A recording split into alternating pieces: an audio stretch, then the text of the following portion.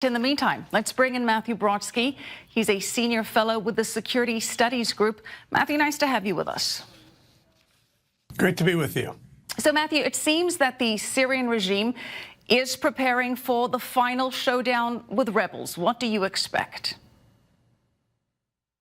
Well, this was a long time coming. We've known since last year when Russia created these 4 de-escalation zones that it was all, it was a fake, basically, to pause certain areas so that Assad's depleted forces could go one by one and keep going until they, essentially got all of Syria back under Assad's control. Of course, they just finished with the southwest near the Israeli border, and now they're on to Idlib, which is where everyone has been gathered. First of all, we have to understand that Idlib, this is a very, very dense location. This isn't like in the southwest or out east where the United States is.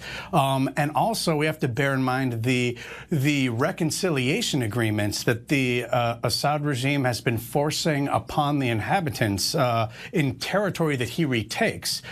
Those types of rebels end up, in a lot of cases, being shipped out once they sign an agreement, and then they end up getting tossed into essentially what becomes the next battleground. So here you have a lot of true unsavory characters inside of Idlib, but you also have a very large civilian population there. Right. So we really have the stage set for quite an unfortunate battle. Let's bring back in Nina Larsen, our senior diplomatic correspondent in Washington.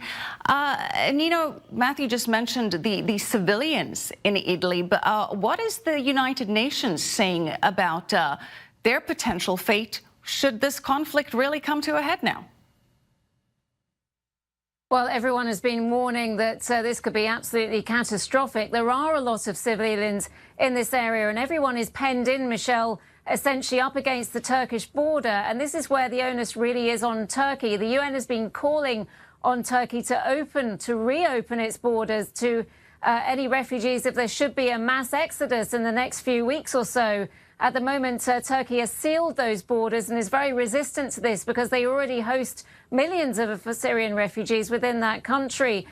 Slight update, we had a statement from the UN Secretary-General earlier today warning against the use of chemical weapons. And that's the big variable in all this. Assad has done this before. He's done it in eastern Ghouta. He's done it in the southwest very recently. And there's really no reason for him not to do this again in Idlib because the international community still hasn't had any kind of accountability for the Assad regime in this. Not really, Nina. As you say, not much accountability. There have been attempts, though, of course, that have been thwarted. But there is another big complication on the ground, and that, of course, is the situation with Iran firmly entrenched there. Israel and the U.S. calling for the Iranians to leave. Do we know where the Russians stand on that issue? Well, Russia and Iran have, of course, been supporting Assad all the way along in the last few years of this war. That's the only reason that Assad has survived the war so far. But Russia and Iran are now going to become rivals in the reconstruction phase, the economic phase after there is some kind of stability in Syria in the longer term. Both want those big reconstruction contracts. It seems very strange to be talking about reconstruction while this battle is looming on the ground and the situation is still very unclear. But this is what these two governments are thinking. They're thinking very long term. Vladimir Putin has invested a great deal in Syria since 2015. Iran is very firmly entrenched there. They are not going anywhere. And we just saw the Syrians sign a big defense agreement with the Iranians just a few days ago. Their defense minister was in Damascus. And we can't ignore that. The Iranians have promised to rebuild the Syrian army, which is in pretty poor shape now after years of war. So there are very close ties there between Iran and the Assad government still. Yeah, absolutely. Nina, thank you so much. Nina Larsen. Matthew, to Nina's point, the Iranians are saying that they're not going anywhere. They've just signed a military cooperation agreement with Syria. They're saying they're in the country at the request of the Syrian government. Of course, this is very problematic for Israel, which has taken out some hostile Iranian targets that Israel has deemed to be imminent security risks. And it's always been the question of how does Russia handle this? Do you see Russia going towards Israel should those attacks from the Israelis now increase and target a further entrenched Iran? Well, here's what Russia wants at the moment. It wants to keep its role as the arbiter of the region, and specifically Syria. And what it wants is to create this facade of stability with which it can then get the international community to invest in reconstruction. And just like Nina was saying, to fast forward past this whole battle aspect. And so in doing this, what it wants is Iran to remain kind of under the radar, which to some extent it has right now. But this is how it's going to work. It's reconstruction money, and it has to do also with trying to get the refugees back. There's a whole scam and a ruse at play with which Russia and Iran are going to try to recoup the amount of money that they've invested in this, because again, as the two powers that have really propped up Assad and kept him in power, these are countries that are broke. So they've had to make deals on the resources and to get basing agreements that both have at this point. They've done that to get to this point, and then they're leveraging the Syria's future in order to pay for their entrenchment. And this is really, again, part of an Iranian entrenchment enterprise. To your point, Russia is very much calling the shots in Syria. Is it too late for the U.S. to take a bigger role in this? The president has indicated that he doesn't want more American troops there. What should the U.S. involvement be here? Should they just leave this to the Russians?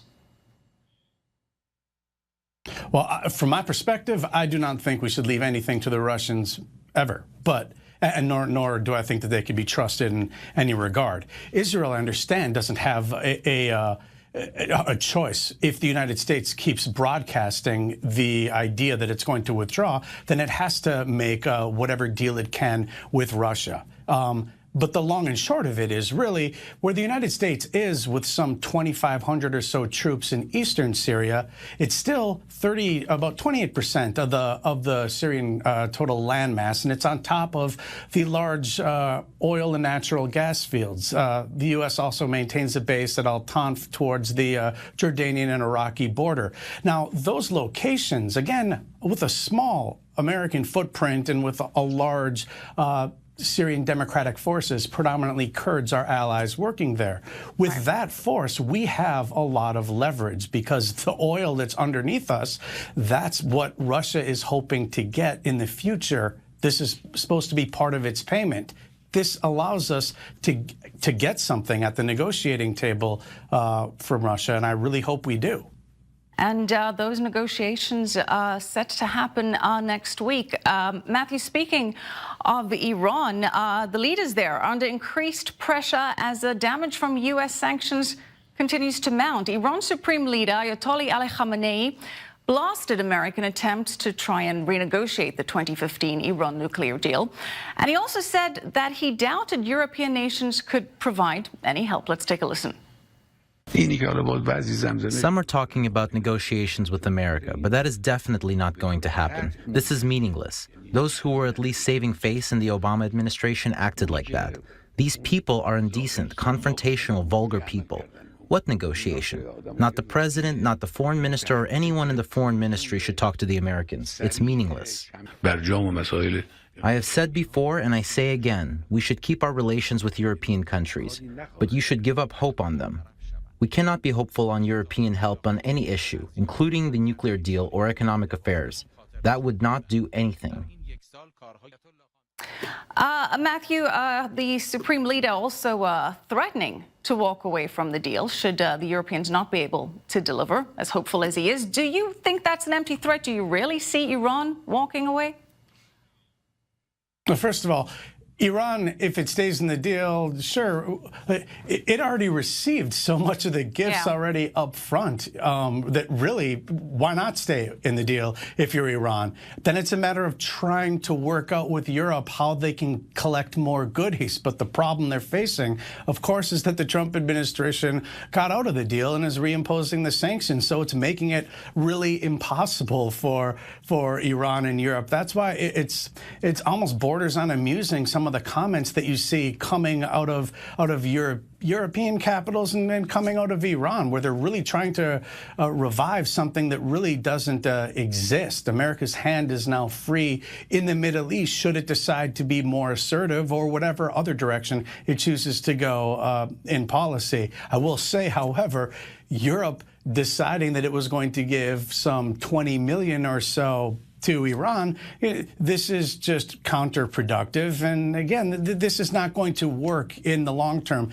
This is, again, giving money to a country where it was June or May, a terrorist attack from Iran was foiled just outside of Paris. Right. This is the European response.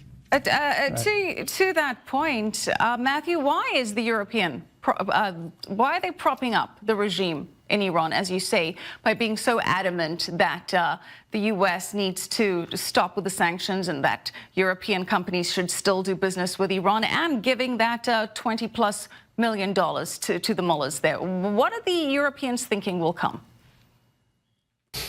If I had to guess, first of all, they have always put their economies as something really important. So they've really, and their economies have not been doing well. So anytime that they can open up markets for business, that's where they want to go.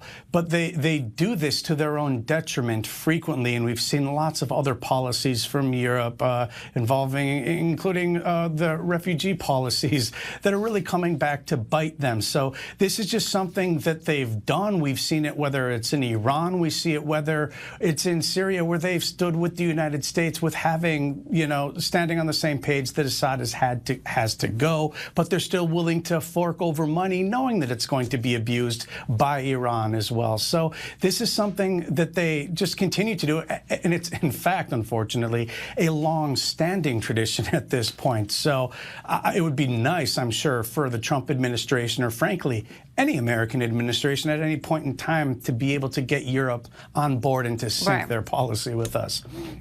But so far, those sanctions certainly taking their toll on the Iranian economy. Matthew, appreciate it as always. Matthew Brodsky, thank you.